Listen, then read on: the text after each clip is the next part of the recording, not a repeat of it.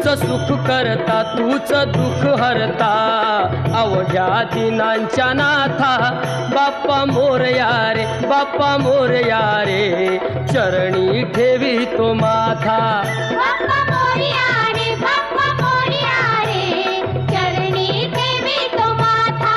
बाप्पा मोरया रे बाप्पा मोरया रे चरणी ठेवी तो माथा